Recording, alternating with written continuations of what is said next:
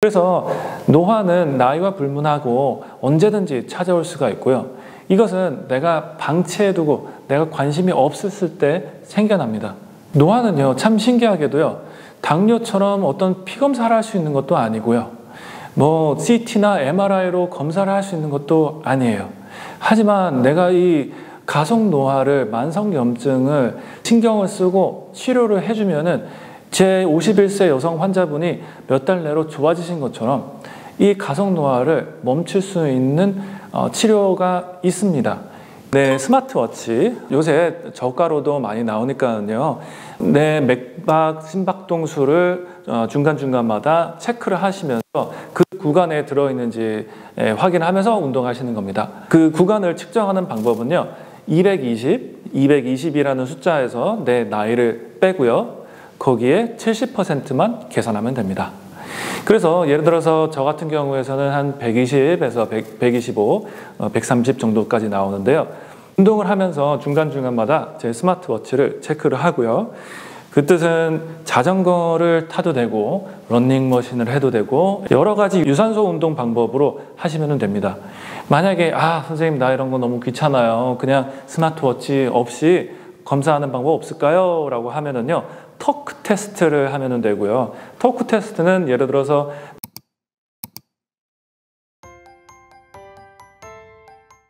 선생님 반갑습니다. 네, 반갑습니다. 먼저 우리 건강스케치 시청자분들께 인사 부탁드립니다. 네, 안녕하세요. 건강스케치 구독자 여러분. 네, 미국 내과, 노년내과 전문의 임영빈입니다. 저는 스탠포드에서 노년내과 전문의를 마치고요, 지금 LA에서 진료를 하고 있습니다. 개인 채널도 운영하고 있고요. 99세까지 팔팔하게, 그리고 이번에 최근에 또 신간을 내서 기회를 맞이해서 건강스케치에 출연하게 됐습니다. 반갑습니다. 네, 선생님 이번에 보니까 천천히 나이 드는 법이라는 신간을 내셨더라고요. 제가 읽어봤는데 책이 너무 좋아요, 내용이. 그래서 소개를 시켜드리려고 하는 건데, 책에서 보니까 노화는 질병일까라는 질문을 던지셨어요. 이 질문에 대한 선생님의 견해는 무엇인가요? 노화를 전문으로 하는 저희 노년내과 전문의로서요, 노화라는 것은 사랑과 증오의 관계라고 생각을 하면 좋을 것 같습니다. 이미 노쇠가 진전이 된 어르신들을 제가 돌볼 때는 사랑으로 보다듬으면서 감싸 안아줘야 되는 거고요. 이제 젊으신 분들, 노쇠가 생기지 않은 분들한테는요, 증오, 제가 미워해야 돼요. 그래야지 그 미워함이 환자분들한테도 전달이 됩니다. 그러면서 의사와 환자가 모두 같이 증오를 하게 되면서 내가 어떻게 하면은 이 가속노화라는 것을 최대한 예방을 할 수 있을까, 그것에 대해서 관심을 가지실 수가 있고요. 여러분들이 조금 깨어있다면은요, 조금 더 빨리 젊은 나이에 이 노화를 증오를 하시면 좋을 것 같고요. 그러다 보면은 내가 건강하게 헬스 스팬하고 라이프 스팬이 있죠. 내가 나이가 얼마나 있든지 간에 그 최대한 맥시마이즈를 할 수 있어서 헬스 스팬을 끝까지 가보실 수 있는 방법을 구원을 하실 수 있습니다. 네, 그리고 선생님, 노화를 질병으로 본다면 이를 예방하거나 치료할 수 있는 방법이 있을까요? 노화를 질병으로 바라보는 예를 하나 보여드릴게요. 제 51세 여성분 환자가 있고요, 73세 남성분 환자가 있습니다. 51세 여성 환자분은요, 이제 젊으신데도 불구하고 운동을 안 하시고 식습관도 무너지고 수면도 안 좋아서 노화가 빨리 찾아왔고요. 하지만 73세 남성분은 현직의 세무사로 일을 하시면서 수영도 하시고 예전에는 배구 선수로 활동을 하셨어요. 그래서 이분은 딱 이제 병원에 들어오실 때도 자세도 너무 좋으시고, 닥터님 잘 지냈어요? 딱 이렇게 말씀하시는데, 이 51세 여성분은 노화가 빨리 진전이 된 것을 여러분들도 상상을 하실 수 있겠죠. 그래서 노화는 나이와 불문하고 언제든지 찾아올 수가 있고요. 이것은 내가 방치해두고 내가 관심이 없었을 때 생겨납니다. 노화는요, 참 신기하게도요, 당뇨처럼 어떤 피검사를 할 수 있는 것도 아니고요, 뭐 CT나 MRI로 검사를 할 수 있는 것도 아니에요. 하지만 내가 이 가속노화를, 만성염증을 신경을 쓰고 치료를 해주면은 제 51세 여성 환자분이 몇 달 내로 좋아지신 것처럼 이 가속노화를 멈출 수 있는 치료가 있습니다. 그래서 여러분들도 저 사람은 본래 그래, 이 사람은 본래 그래 라고 생각하지 마시고요, 노화를 같이 미워하시면서 예방을 한번 해보시기 바랍니다. 선생님 책 천천히 나이 드는 걸 보면 가속노화의 8가지 원인을 소개하셨는데요. 간략한 정의 좀 해주십시오. 네. 예전에는 가속노화를 저 사람은 나이 들어 보인다, 이 사람은 건강해 보인다 라고 얘기를 했지만 요새는 미국에서는 내가 얼마나 빨리 늙고 있는지를 검사를 할 수 있습니다. 예를 들어서 1년에 1년씩 늙으면 정상이지만 1년에 1.2년씩, 1.5년씩 아니면은 더 오히려 더 느리게 0.8년씩, 0.7년씩 늙는 사람들이 있는데요. 이런 검사를 하는 방법이 후성 유전자 에피제네릭 테스팅입니다. 간편히 피 검사를 똑똑 종이에다가 찍어서 보내면 되고요. 아직 한국에서는 불가능하지만 미국에서는 가능합니다. 그래서 이분들을 검사를 하면서 모아서 어떤 특성들이 후성 유전자 쪽으로 가속노화를 더 만드는지, 더 촉진을 시키는지 연구를 해봤는데요. 여러분들이 예측하실 수 있을 만큼 흡연과 과한 음주는 이제 탑2였고요. 이제 세 번째부터 반복적인 것들이 많이 나옵니다. 다 동일한 것이 있어요.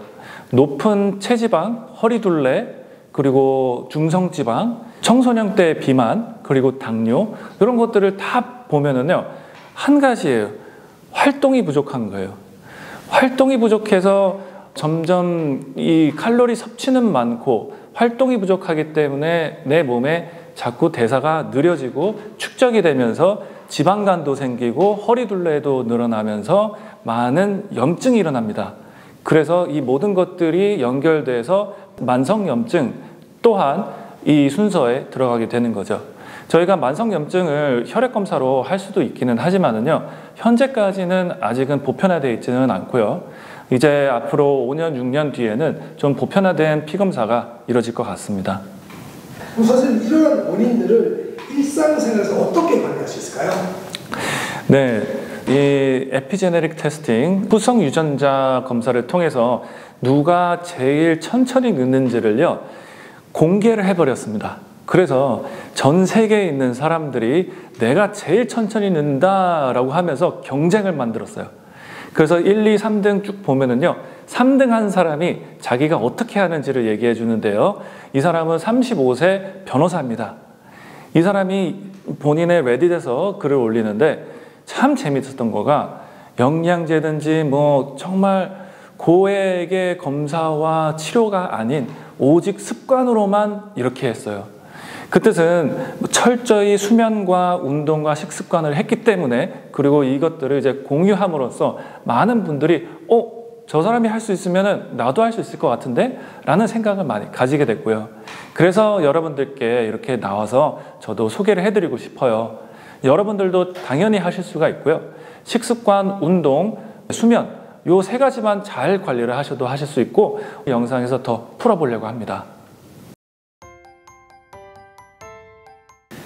선생님 책 천천히 나이 드는 걸 보면 최대 산소 섭취량이 사망률과 밀접한 관련이 있다고 하는데요. 이 개념이 좀 생소하거든요. 자세히 설명 부탁드립니다.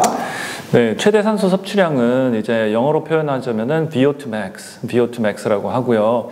예를 들어서 체력이 좋다라고 흔히들 얘기하잖아요. 근데 그 체력을 의학적으로 어떻게 평가를 하냐고요. 예를 들어서 내 간은 어떤지, 콩파, 신장은 어떤지 다 검사가 가능해요. 근데 체력을 어떻게 평가를 하냐면은 VO2 max입니다. 최대 산소 섭취량이에요. 참 신기하게도요, 이제 90대 고령자분들 중에서도 운동을 좋아하시는 분들의 이제 VO2 max, 최대 산소 섭취량을 검사를 하고 더 훈련을 하셨을 때 그 최대 산소 섭취량은 더 올라갈 수 있습니다. 그만큼 여러분들도 잘 아시잖아요. 내가 저질 체력이다 라고 하면은 운동을 잘 안 한 사람, 또 군대 가고 군대 중에서도 해병대, 뭐 특전사 출신들은 체력이 좋다라고 하는 이유는 그만큼까지 최대 산소 섭취량이 높기 때문이에요.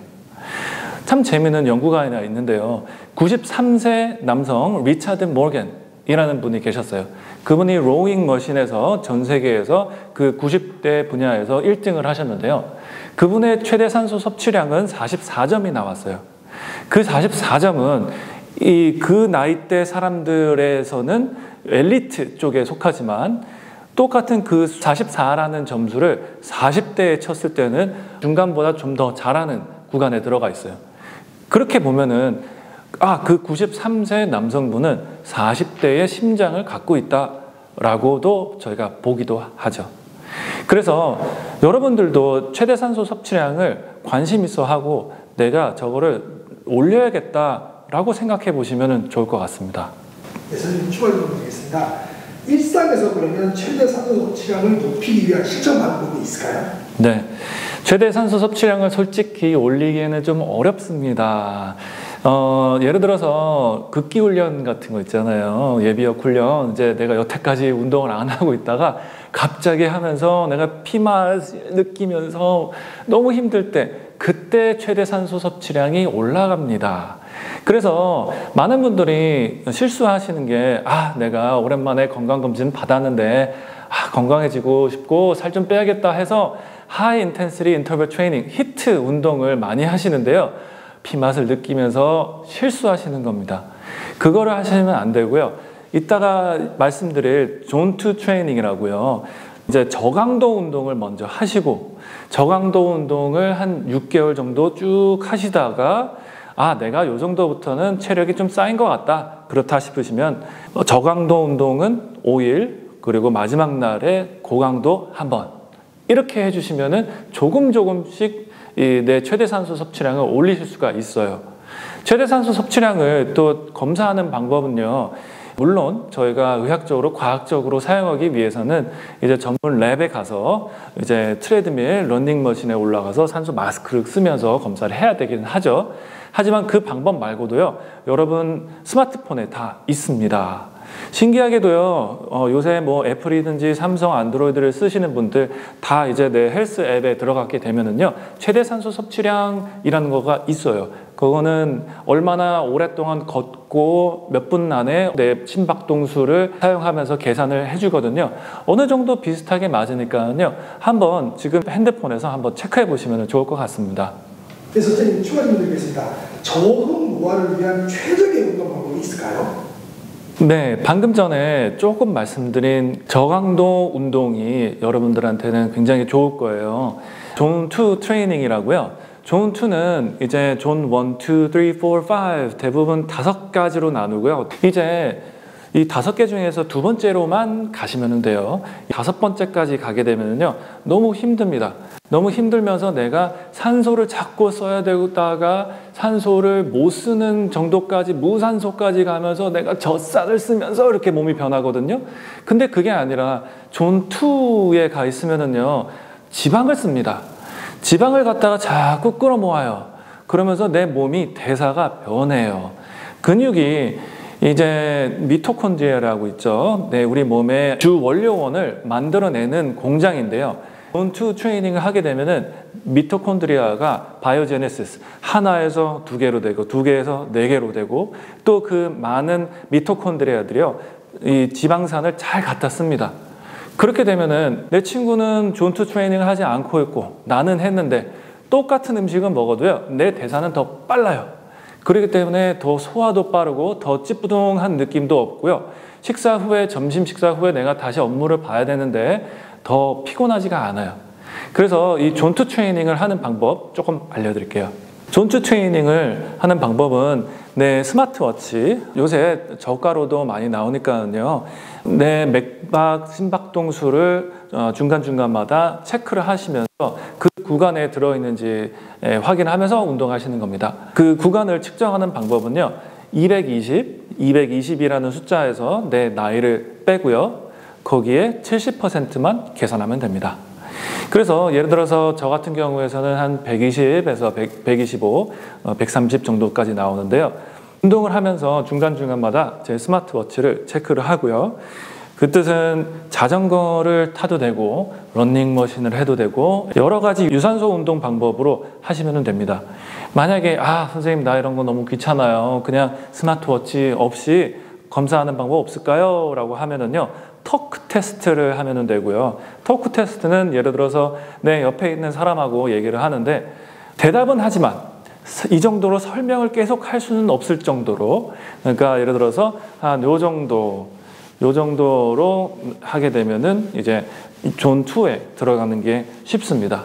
여러분들 많이 걸으신다고 해서 아 선생님 저 골프 이제 18홀 다 걸어요 라고 말씀을 하시잖아요. 근데 그때는 존 2에 들어가는 게 어려운 게 걸을 때는 점점 심박동수가 올라가면서 좋기는 하지만 또 어드레스를 하죠. 그러면서 심박동수 다시 낮아집니다. 그러면서 나이스 샷 하고 나서 다시 걷지만 이제 자꾸 반복적으로 쉬게 되니까요 좋지 않고요. 한번 내가 존 2에 들어가서 한 30분 동안 쭉 운동하시는 거 좋습니다. 여보 저기는 저것 좀 줄래? 그랬을 때 대부분 사람들이 이렇게 잡아서 이렇게 줘요. 하지만 이런 게 아니라 손가락 끝까지 쫙 손바닥 안까지 끝까지 들어와서 이렇게 잡는 거가 더 안전해요. 왜냐면은 여러분들의 손가락을 보시면은요 맨 끝마디가 조금씩 바깥쪽으로 내려가는 것을 볼 수가 있습니다. 이게 이렇게 잡게 되면은요 손가락 마디 끝에서 이 무거운 것을 지탱을 못하게 되면서 점점 내려가게 되고요. 그래서 퇴행성 관절염 쪽에서는 대부분 다들 어르신들이 손가락 끝마디가 아프다고 하죠.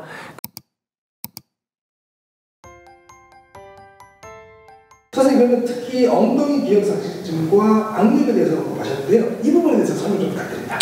네, 많은 분들이 저도 포함해서 많이 앉아서 지내시기 때문에요.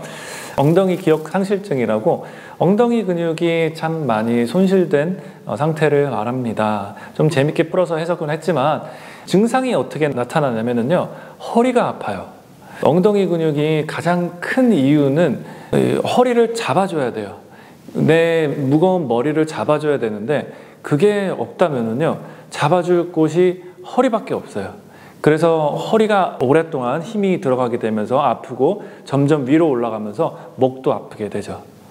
그래서 제 환자분들 중에 척추관 협착증 환자분들 MRI 찍고 싶어 하시고 너 신경과 신경외과 가시고 싶어 하시는데 그런 분들 이제 다 모셔가지고 의자에서 한번 일어나 보세요 라고 하면서 엉덩이 근육을 검사를 했을 때요 엉덩이 근육에 힘조차 주는 방법을 모르십니다.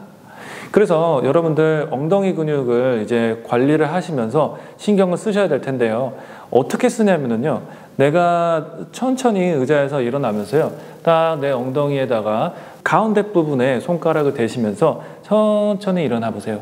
그때부터 근육에 힘이 들어가는지 보시고 그 근육이 처음부터 앉아있는 상태에서 일어나 곳곳이 서 있을 때까지 쭉 근육이 앞으로 가는데 힘이 지속적으로 긴장이 된다면은 그게 운동입니다.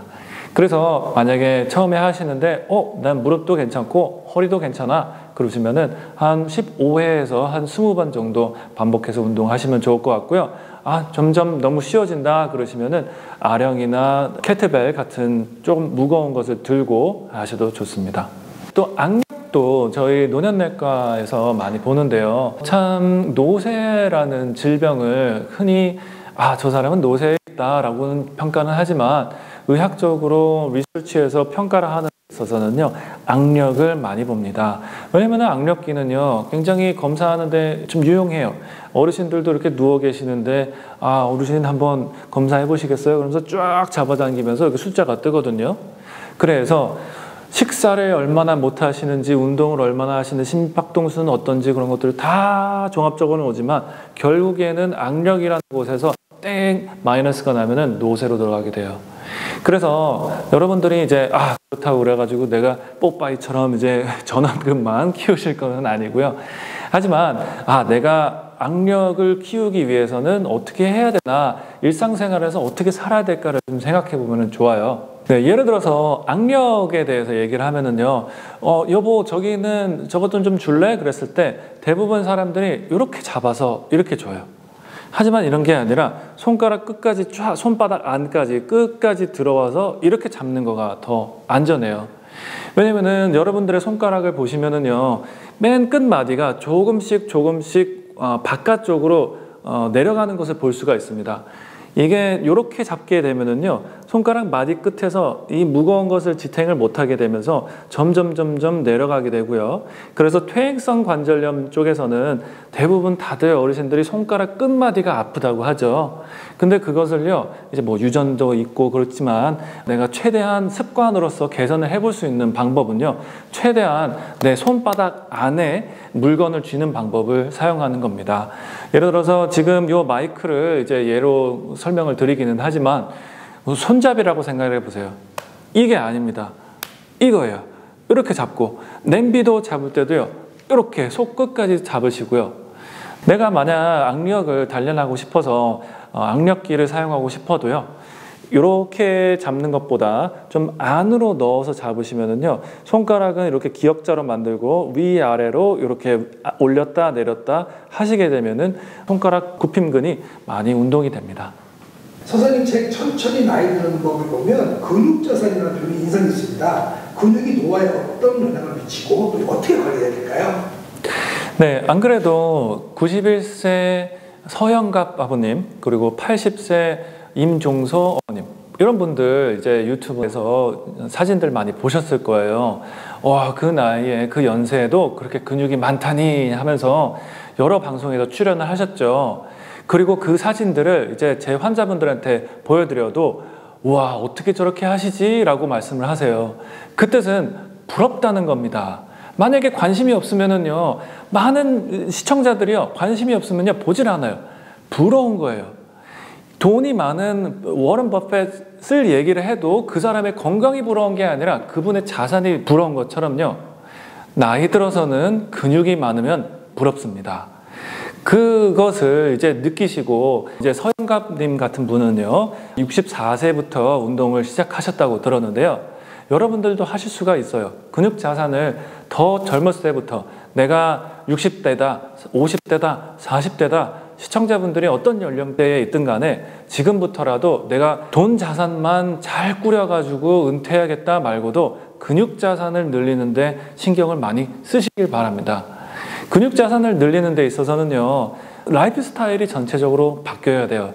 예를 들어서 요새는 유튜브라는 매체가 이제 재밌기 때문에 많은 유튜버들이 블로깅도 많이 하거든요. 그래서 다른 채널도 구독하시면서 보시면서 운동하시는 분들이 어떻게 운동을 하시고 또 분할을 나눠 가지고 운동을 하시는지, 단백질 섭취는 나한테 얼마나 맞게 운동을 하시는지 그런 것들도 보시면 좋겠고요. 근감소증에 대해서 여러분들 영상에서 많이 접해보셨을 텐데요. 안 그래도 저희 장인어른 장모님도 저에게 말씀해 주신 거가, 내가 이제 나이 들었으니까 하루에 2끼만 먹는다, 소식을 한다 그러시면서 저녁 식사는 굉장히 적게 드신다고 해요. 그러면서 살이 빠져서 좋아 라고 말씀을 하셨는데요. 많은 분들이 얘기하시는 이 살은요, 의학적으로 보면은 근육이에요. 이제 소식을 하시면은 근육이 빠지면서 내가 나중에 필요한 근육을 지금부터 다시 쌓기는 참 어렵습니다. 근감소증을 이기기 위해서는요, 단백질 섭취가 꼭 필요로 하고요. 이제 킬로그램당 예를 들어서 한 1.2배, 1.2g을 드시면 좋아요. 그래서 흔히 65세에서 70세 여성분의 1.2g을 곱하게 되면은 한 60g 정도 나오거든요. 그거는 이제 치킨 브레스트, 닭가슴살 한 덩이, 조금 커다란 한 덩이가 나오고요. 그거를 꼭 무조건 하루에 하나씩은 드셔야 되는 게 좋습니다. 그래서 단백질 섭취 열심히 하시면서, 내가 근데 선생님 살이 너무 찌는데 어떡해요? 라고 생각하시면요, 그 남은 에너지를 갖고 나가서 운동하시면 좋아요.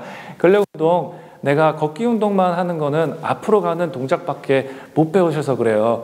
앉았다 일어났다 하는 운동이 굉장히 좋고요. 여러분들 생각해 보세요. 이제 우주에 갔다가 돌아오신 분들 보시면은 다 근감소증과 골다공증에 걸려 있습니다. 왜냐면 중력이 없어서 그래요.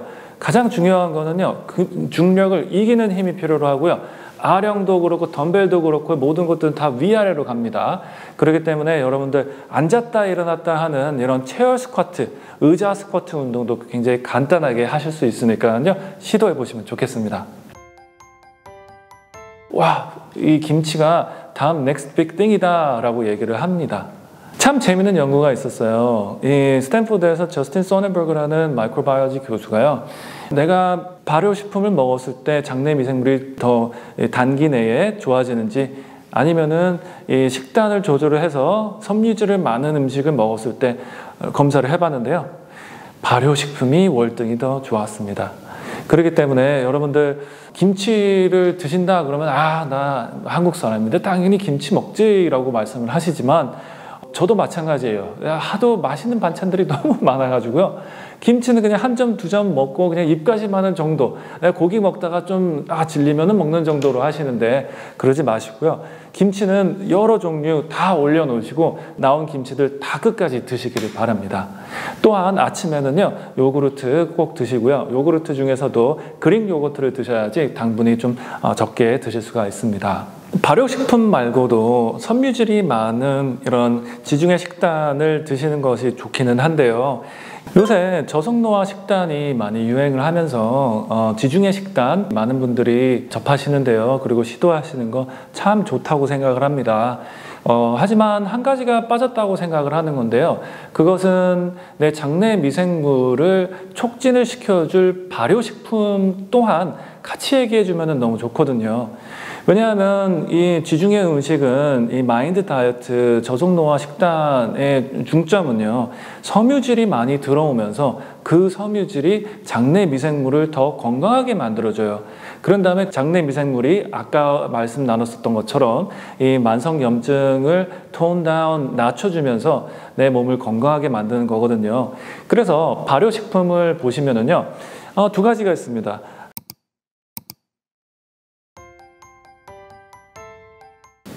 선생님, 제 천천히 나이 드는 거 보면은 장내 미생물 불균형이 치매에 영향이 있다고 하는데요. 네. 이거에 대해서 설명 부탁드립니다. 참 신기하게도요. 이 치매의 원인들이 참 많지만은요. 장내 미생물과의 연관성이 많이 각광을 받고 있는데요. 이 장뇌축 여러분들 많이 들어보셨을 거예요. 최근 들어서 이제 미주신경이라고 있습니다. 저희 뇌에서 장까지 쫙 이어지는 신경이 있습니다.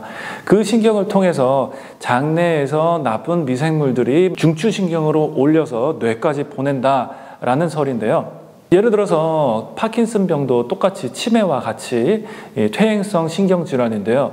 어떤 분들한테는 미주신경을 절단을 시켜드려요. 절단이 됐을 때의 파킨슨이 점점 심해지는 것을 예방할 수가 있거든요. 그만큼 내 장과 뇌는 연결되어 있다라고 생각을 하시면 좋습니다. 신경 전달 물질이라고 이제 여러분들 세로토닌, 도파민 많이 들어보셨을 거예요. 그것의 생성을 하는 것도요. 거의 90%가 저희 장에서 만들어냅니다. 만들어내서 위로 올려보내기 때문에요. 내가 어떻게 장내 미생물을 관리를 하는지 내가 혼자서 먹는 거가 아니라 내 장내 미생물과 같이 먹는다라고 생각을 하시면 좋겠습니다.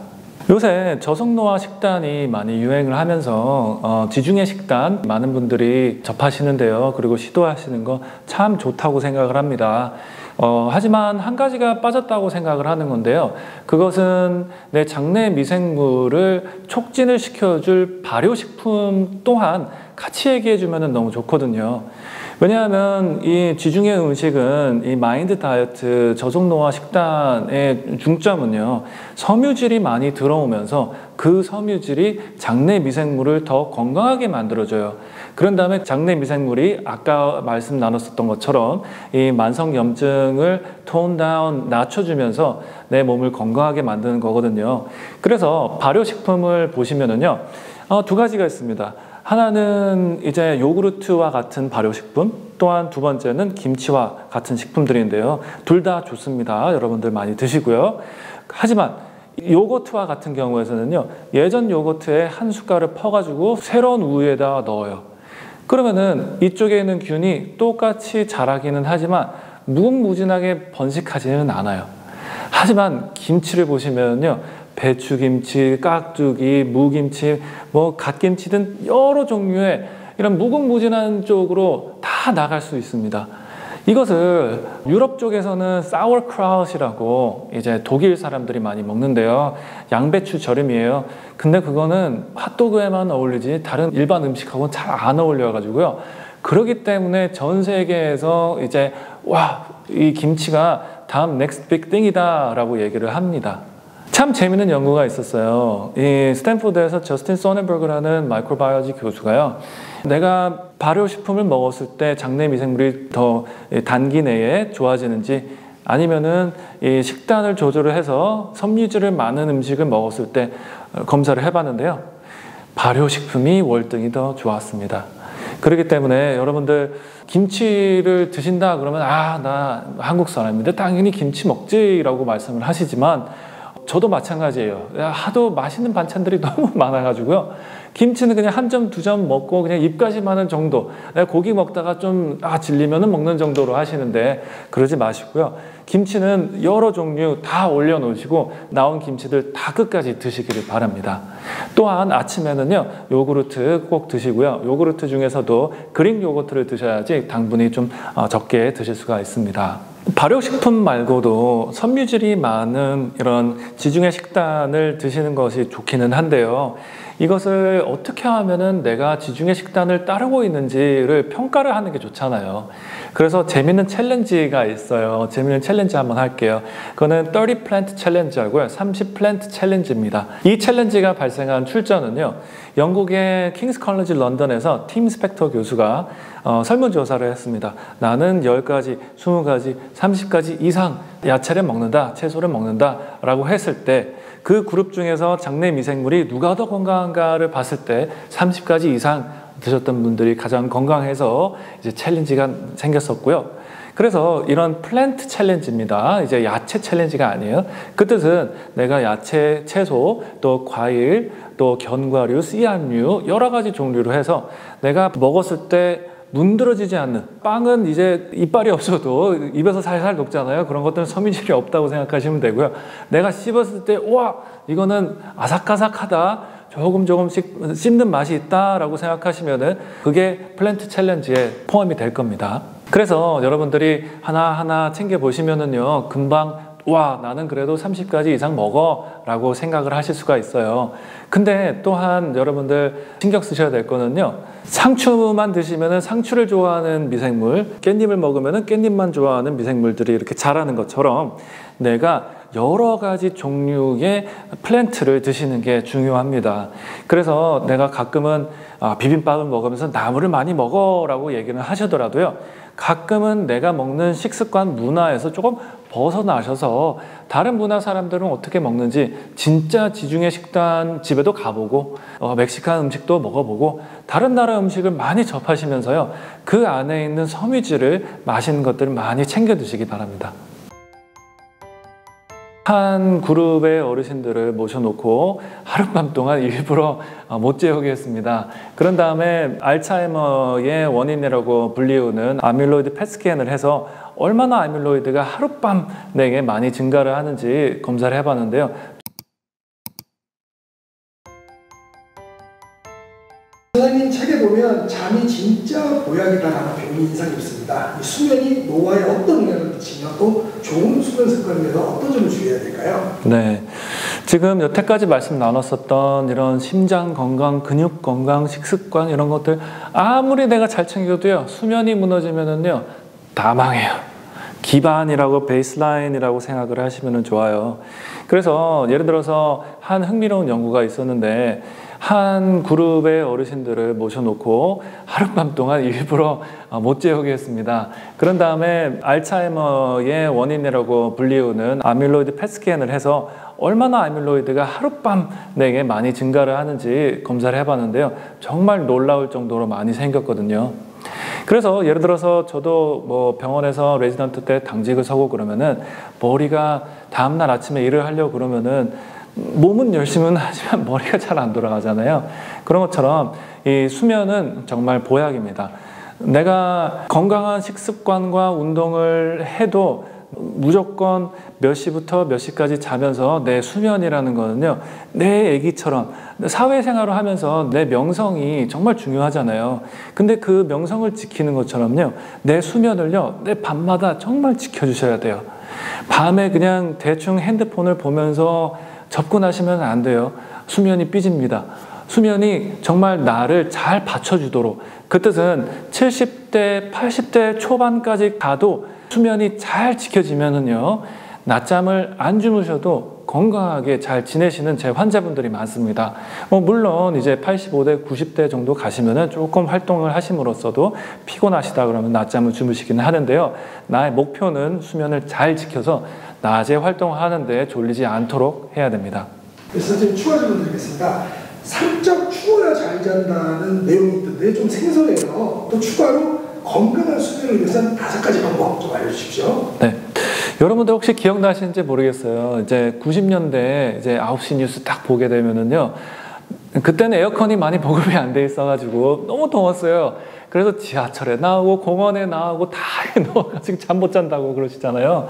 요새는 에어컨이 많이 보급이 되어서 그런 광경을 많이 못 보지만은요, 그런 것처럼 너무 더우면은요, 잠을 못 자요.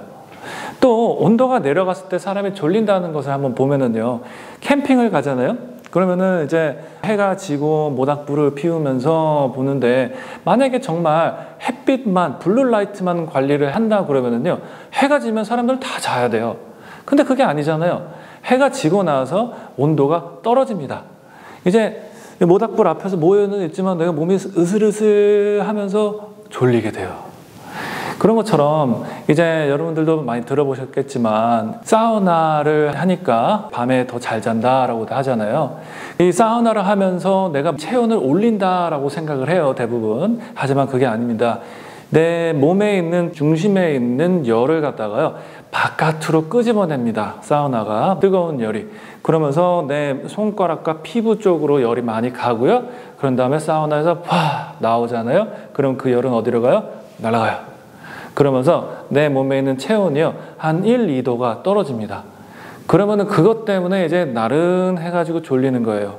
그래서 찜질방에서도요, 뜨거운 불가마에 들어갔다가 조금 식은 다음에 그냥 마당에 나와 있으면 그렇게 졸리지는 않지만, 얼음방에 들어가면은 몸 체온이 떨어지면서 조금 나른해지면서 졸리게 되는 원리가 되는 겁니다. 그래서 여러분들 주무실 때요, 일부러 살짝 온도를 낮게 좀 춥게 주무시면은 좋을 것 같고요. 그게 첫 번째였고요. 두 번째가 이제 불빛, 이제 블루라이트 차단하고 또 빛을 조절해야 된다라고 얘기를 했는데요. 참 재밌는 연구가 콜롬비아에서 진행이 됐었는데요.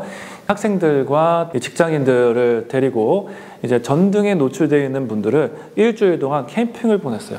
핸드폰 다 압수를 했고요. 오직 빛을 쬐일 수 있는 것은 햇빛이겠죠. 그래서 그분들의 멜라토닌이 언제 분비가 되고 언제 가장 높고 언제 내려가는지를 검사를 해봤을 때, 신기하게도 전등에 노출되어 있었을 때는요, 다 제각각이었어요.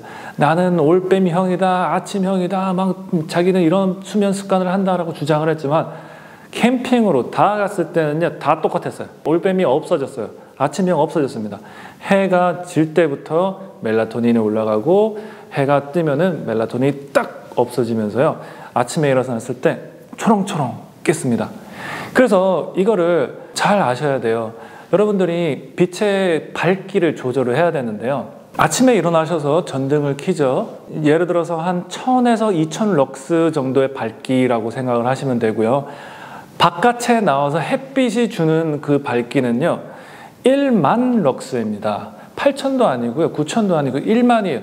정말 여름철에 강한 햇빛은요, 2만 럭스까지 갑니다. 그래서 그 정도의 빛이 나와야 되고, 그 전과 후는 싹 없애주는 거가 가장 중요합니다. 그래서 내가 여름철에 냉방병에 걸린다라는 설도 많잖아요. 너무 더운데 너무 에어컨에 많이 노출되어 있는 것처럼, 똑같이 빛도 내가 일을 더 해야 되고 욕심이 조금 더 있어가지고 더 승진을 하려고 하다가 빛의 노출이 차단이 안 돼가지고요, 오히려 컨디션이 안 좋아집니다.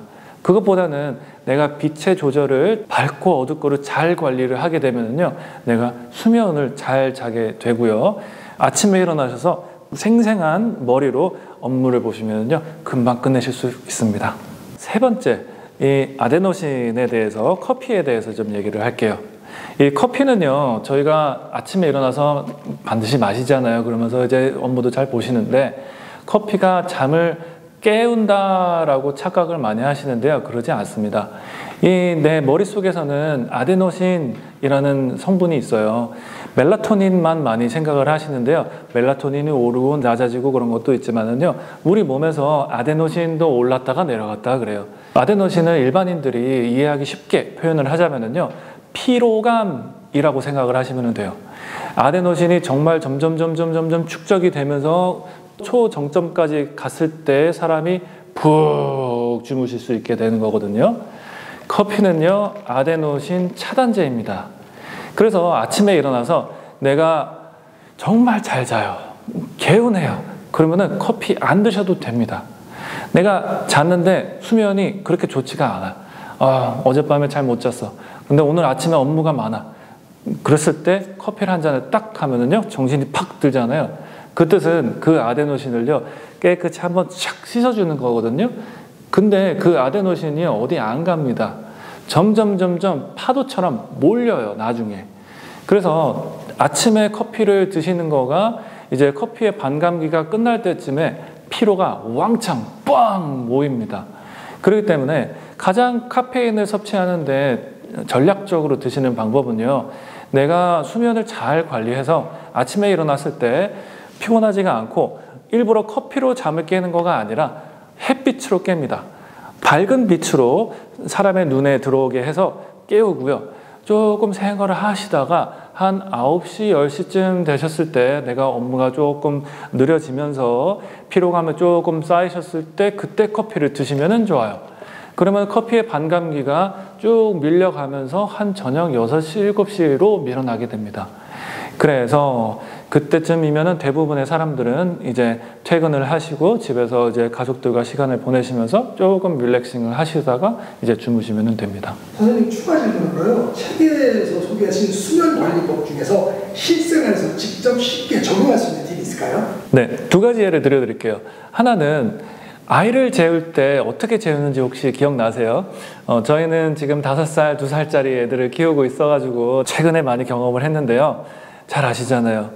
애들한테 핸드폰을 막 보여주면서 잘 자라 잠을 못 자잖아요. 어떻게 해요?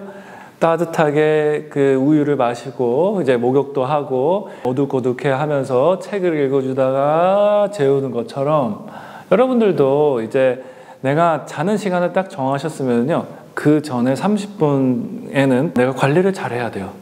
소프트 랜딩이라고 그러죠. 그냥 비행기가 갑자기 착륙하는 거 아닙니다. 천천히 착륙을 하시게 해야 돼요. 그때 내가 이런저런 루틴들이 많아요. 인터넷에서 찾아보셔도 수면 습관을 개선하는 이런 루틴들이 있는데요. 제가 제일 안 좋아하는 거는 그냥 이렇게 리스트를 알려주는 거예요. 뭐 외우다시피 해요. 근데 그거는요, 내가 정말 적용을 하지도 못하거든요. 그러지 마시고요. 그냥 내가 애기다. 내가 애기라면은 어떻게 잘까? 라고 생각하시면서 천천히 이제 착륙을 하시길 바랍니다. 두 번째는요, 한 번은 저희가 가족끼리 이제 여행을 갔다 왔는데 비행기가 연착이 되면서 새벽 2시에 왔어요. 제가 아침에 일찍 출근을 해야 돼서 5시에 이제 알람을 맞췄는데 탁 누웠더니 내가 3시간밖에 못 자다니, 내가 이 짐을 찾는데 왜 이렇게 억울하게, 막 이런 생각이 많이 드는 거예요. 그래서 그랬을 때 여러분들 많이 비슷하실 거예요.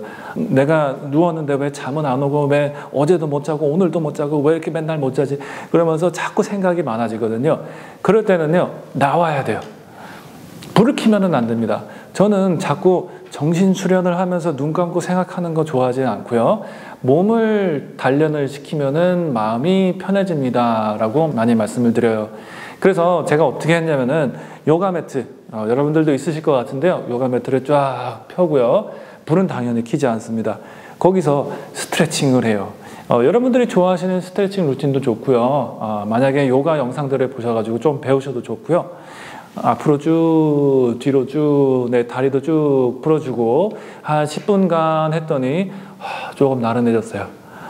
내가 이제 좀 잘 것 같은데 했는데 이건 아닌 것 같아. 조금만 더 하자. 그래서 오히려 조금 더 스트레칭을 하고 나서 침대에 누우니까 꿀잠을 잤습니다. 이렇게 몸의 긴장에 이완을 했을 때 마음이 편해진다라는 것을 느끼시고요. 그런 다음에 잠자리 취해 보시면은 꿀잠 주무실 것입니다. 트러커, 이제 트럭 운전수 사진에 한쪽은 햇빛의 노화가 너무 빨리 진행이 돼서 많이 이제 처진 얼굴이 있고 반대쪽은 안 그렇죠. 그런 것처럼 이제 피부과 선생님들하고도 얘기해 보면은 가장 위험한 것은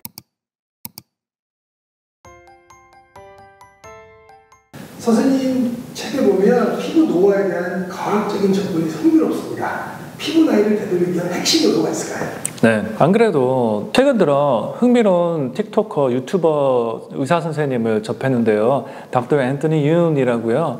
이제 700만 구독자를 자랑하는 성형외과 선생님이에요.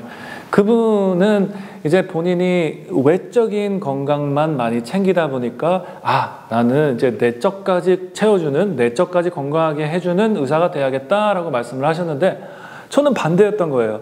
너무 내적만 신경을 쓰는 거예요. 내과 의사니까.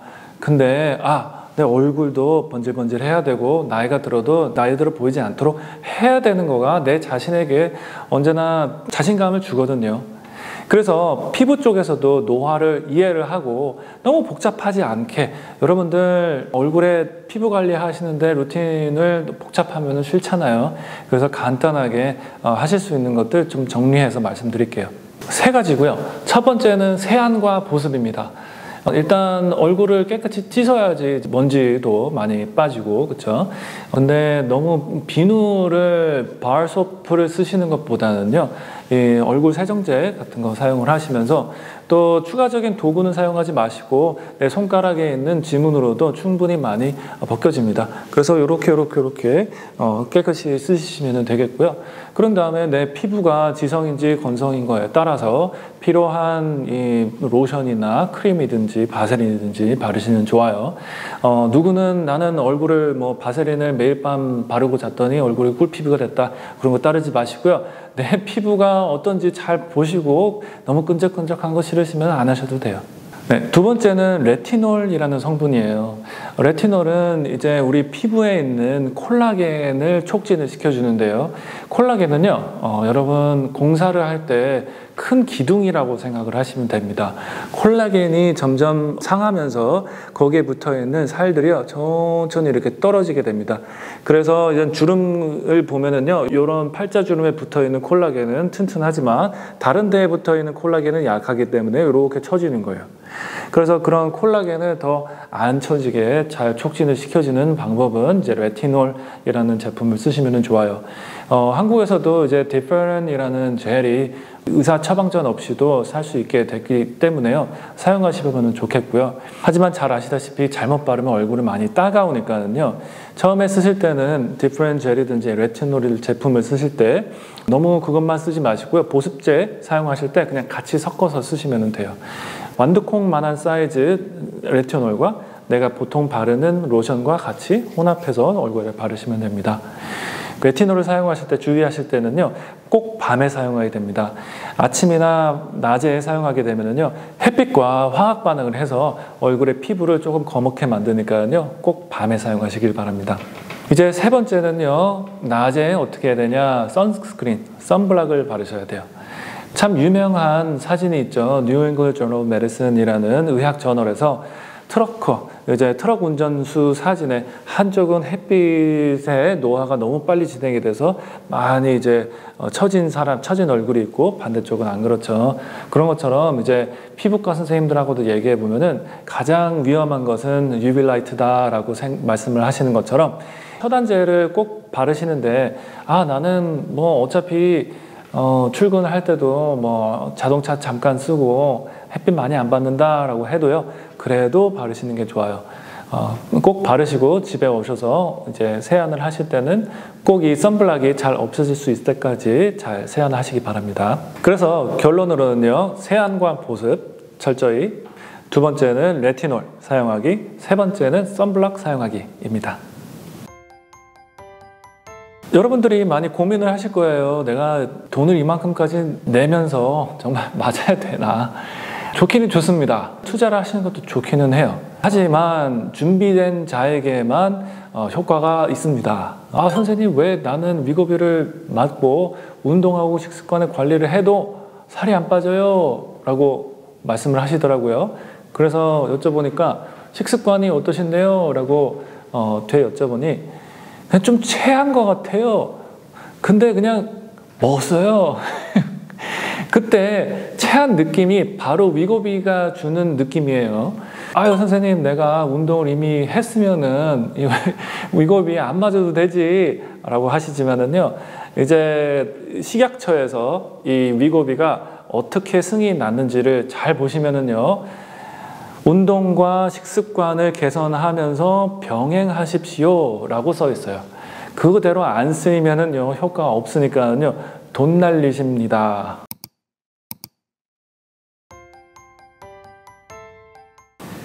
네, 선생님, 요즘 전 세계적으로 위고비 열풍이 대단한데요. 이거 좀 자세히 설명 좀 부탁드립니다. 네네. 안 그래도 위고비, 오젬픽 이쪽에 관심이 많으신데요. 위고비는 여러분들이 잘 아시다시피 이제 GLP-1 agonist라고요.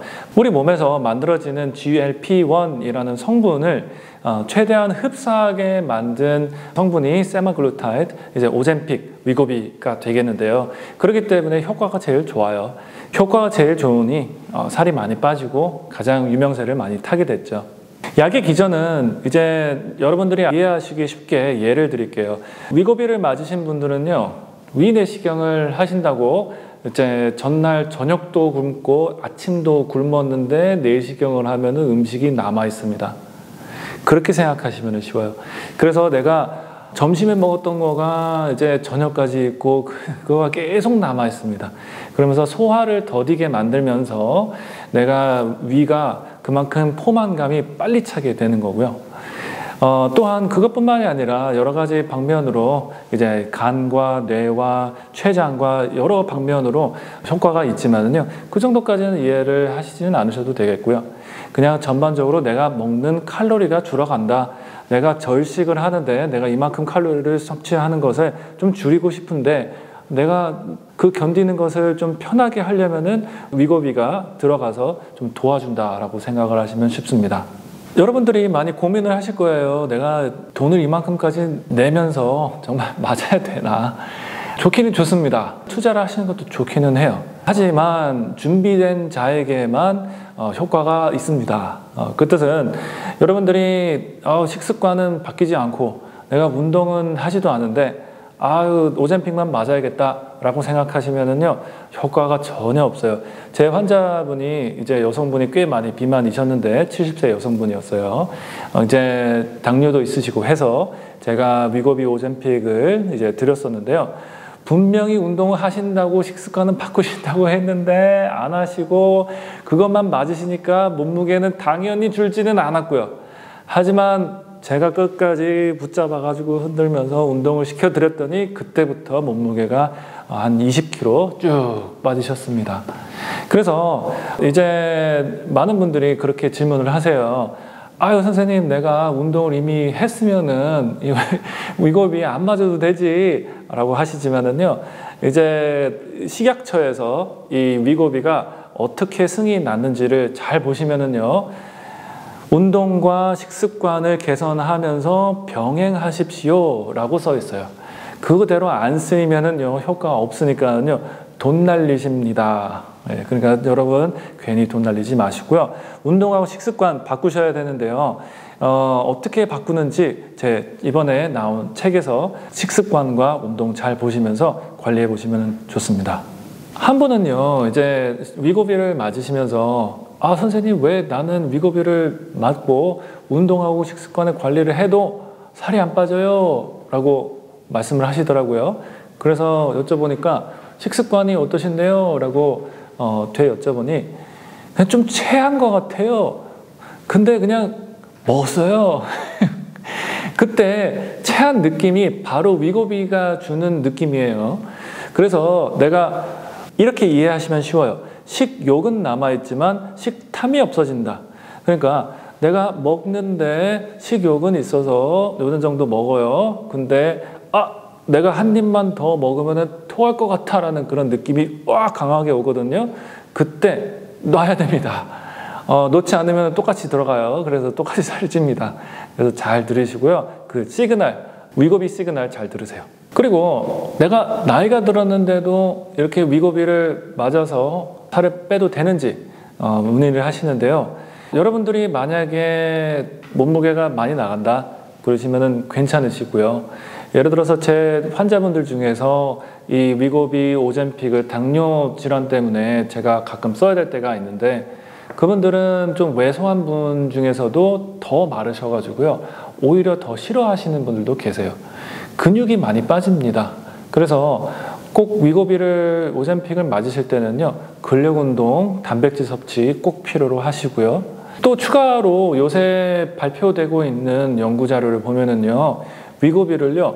용량을 지금 현재보다 2배, 3배, 5배까지 연구를 하고 있어요. 그만큼까지 점점 더 살을 뺄 수 있는 방법들이 많이 생길 테니까요.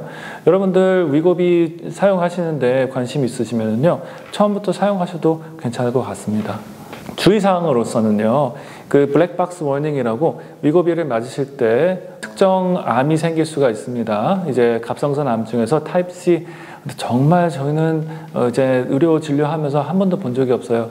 항상 텍스트북에서만 보는 그런 희귀한 갑상선 암이니까요. 너무 걱정은 마시고요. 또한 제 환자분들 중에서 예전에 술을 많이 드셔가지고 토를 많이 하시고 췌장염이 한 번, 2번 있으셨던 분이 있었어요. 근데 그분은 이제 위고비를 맞으시니까 췌장염이 다시 생기셨거든요. 그렇기 때문에 술 많이 하시고 췌장이 안 좋으신, 쓸개가 안 좋으신 분들은요, 조금 보류하시는 것도 나쁘지 않을 것 같습니다.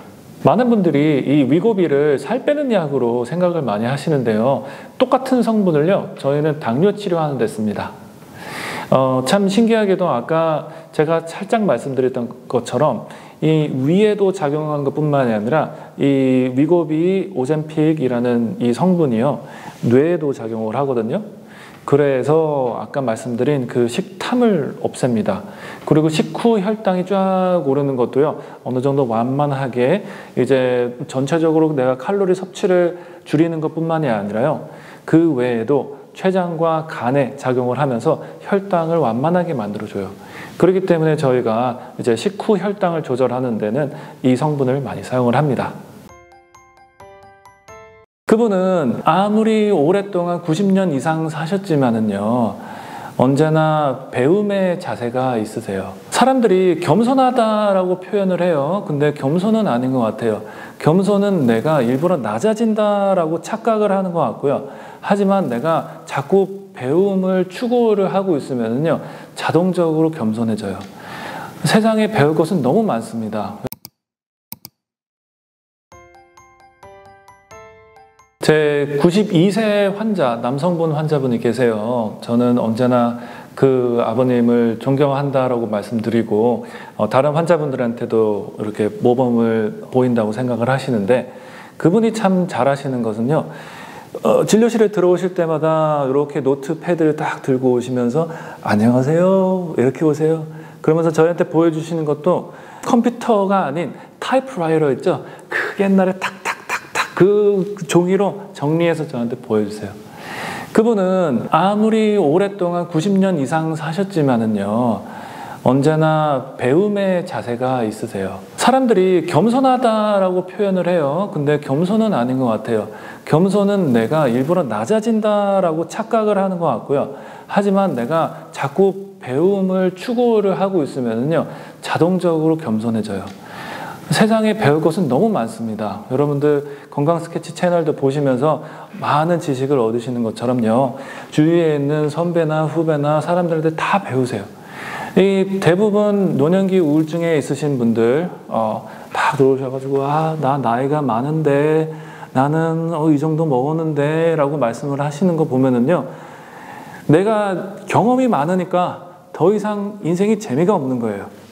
그렇게 되면 항상 우울해져요. 사람을 만나기가 싫다라고 하는 거는요, 그 사람한테 관심이 없어서 그래요. 그래서 끝까지 내가 만약에 돈을 많이 벌었다 그러시면은 자선사업도 또 내가 돈이 없다 그래도 악기를 배우셔도 좋고, 이제 새로운 이 관계를 형성을 하시면서 어떻게 더불어 사는 것을 더 배우셔도 좋고, 종교 활동을 하셔도 좋고, 많은 배울 점이 많으시기 때문에요, 여러분들 인생 마무리 하실 때까지 끝까지 배움의 끈을 놓지 않길 바랍니다. 선생님이 가장 오래된 계획 중에 한두 잔의 와인은 건강에 도움이 된다라는 분이 계시고 한 잔에 단 한 방울 정도 안 된다는 계례가 있는데요. 선생님은 어떤 계례신가요? 네. 저는 애주가라서요. 와인하고 위스키 좋아합니다. 네. 처음과 끝이 있어요. 인생에는 다 태어나고 다 죽습니다. 근데 제가 진료를 하면서 이 노년내과가 참 감사한 게요. 어떻게 인생을 끝내는지를 볼 수가 있어요. 그래서 나는 저렇게 늙어야겠다라고 정말 부럽게 나이 드시는 분들을 보면은요, 다들 베푸세요. 다 베풀어요. 그러다 보면은 어떻게 돼요? 그분들이 내 장례식에 와요. 너무 멋있어요. 근데 그것을 이루는 거가 제가 보기에는 가장 중요한 것 같고, 인생을 사는데 건강을 지키는 것도 내가 남을 위해서, 이웃과 더불어 사는 것을 위해서 내 건강을 지키는 것인데요. 하지만 그것을 도움을 주는 데는 술이라고 생각을 합니다. 그래서 내가 어려운 말도 트게 만들어주고 사람과 사람을 연결시켜주는 것이 이제 술이라고 생각을 하기 때문에 그 정도까지만 좋다고 생각을 합니다. 이제 과음을 하거나 너무 술에 집착을 하거나 그러시면은 좀 안 좋은 것 같고요. 또한 술이 주제가 나왔으니까 말씀을 드리는데, 어떤 분들은 잠이 안 오신다고 또 술을 좀 하세요, 밤에. 하지만 술을 처음에 드시면은 조금 알딸딸하면서 졸리는 이 느낌이 오잖아요. 근데 한번 간에서 걸러지고 나서는 이제 알데하이드로 바뀌면서 뇌로 가서 뻥 깨웁니다. 그래서 과음을 하시고 난 다음에 주무신 날에는 한 3시간 있다가 꼭 깨요. 그러면서 화장실 보면서 머리가 어지럽잖아요. 그 깨게 된 이유가 알데하이드가 깨우는 거예요. 그렇기 때문에 만약에 술을 하셔야 된다 그러면은 내 취침 시간보다 한 3시간 전에 술을 다 끝내시는 거가 다 좋고요. 이 술의 보통 반감기가 한 1시간에서 1시간 반 정도 되니까요. 3시간 전에 술을 드시고 이제 취침을 하시면 좋겠습니다. 후성유전학이라고 하면은요, 생소한 단어라서 이게 뭐야? 라고 생각을 하는데요. 여러분들 DNA 잘 아시죠? 내 유전자는 내 코는 이렇게, 눈은 이렇게 생겼다라고 내 유전자에 적혀 있다라고 얘기하는 것 맞기는 맞습니다. 하지만 그것은 도서관이라고 생각하시면 돼요. 그 중에서 어떤 책을 내가 갖다 쓸지는요, 후성유전학이 정합니다. 후성유전학이 좋은 습관이 있으면은요, 좋은 책을 끄집어내서 많이 갖다 쓰는 거고요. 좋은 습관이 없으면은요, 책을 안 꺼냈어요. 부모님께서 나한테 좋은 것을 물려주셨더라도 갖다 쓰지 않는 좋은 습관이 없으면은요, 내 후성 유전학은 나쁘게 갈 수밖에 없습니다. 여러분들 이제 생체 나이라고 biological age, 내가 내 몸은 몇 살인지라고 많이들 말씀을 하시잖아요. 그 검사를 하는 것도요, 사람들의 대다수를 모아놓고 후성 유전학으로서 요 정도 되면은 몇 살이다 라고 그냥 정리만 해놓은 거지. 그래서 내 후성 유전학이 어느 정도에 맞추는 거에 따라서 후성 유전학적으로 내 나이를 알려주는 겁니다. 그래서 그 나이에 너무 개의치 마시고요. 책에서 말씀 나누는 것처럼 근력운동, 유산소운동, 수면습관, 식습관 관리, 이런 습관 관리를 통해서 여러분들의 후성 유전학을 관리해 보시기 바랍니다.